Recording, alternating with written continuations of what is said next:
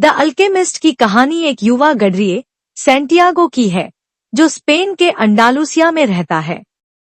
वह अपने जीवन से संतुष्ट है, लेकिन उसके मन में हमेशा कुछ नया पाने की चाह रहती है। एक रात उसे सपना आता है कि मिस्र के पिरामिडों के पास एक खजाना दबा हुआ है।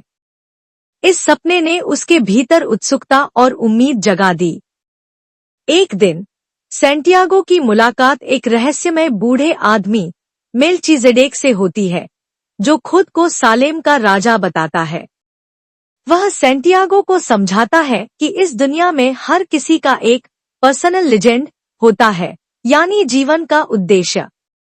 वह उसे खजाने की खोज शुरू करने की प्रेरणा देता है और कहता है कि जब कोई अपने सपनों को पूरा करने का साहस दिखाता है, तो पूरी सृष्टि उसकी मदद करती है।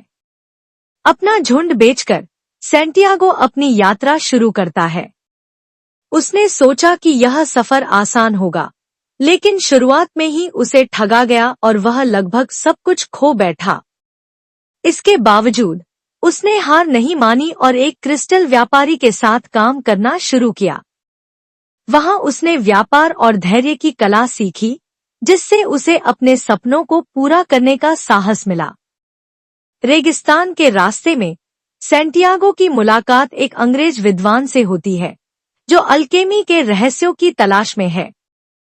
उसने सैंटियागो को बताया कि कैसे दुनिया में हर चीज जुड़ी हुई है और इंसान को अपने सपनों को पाने के लिए ब्रह्मांड की भाषा को समझना चाहिए।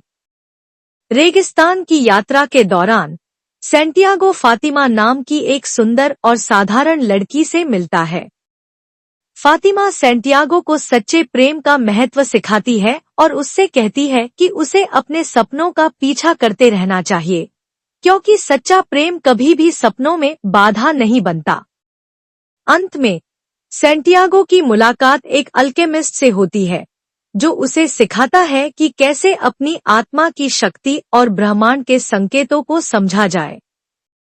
अल्केमिस्ट सैंटियागो को खजाने की ओर मार्गदर्शन करता है, लेकिन असली सीख यह थी कि यात्रा खुद में एक खजाना है। जब सैंटियागो मिस्र के पिरामिड पहुंचता है, तो उसे एहसास होता है कि असली खजाना वही है जहां उसने अपना सपना देखा था, अंडालुसिया में। वह वापस लौटता है और अपने खजाने को पाता है, लेकिन इस बार वह सिर्फ सोना नहीं, बल्कि जीवन का ज्ञान और आत्मा की समृद्धि भी लेकर लौटता है।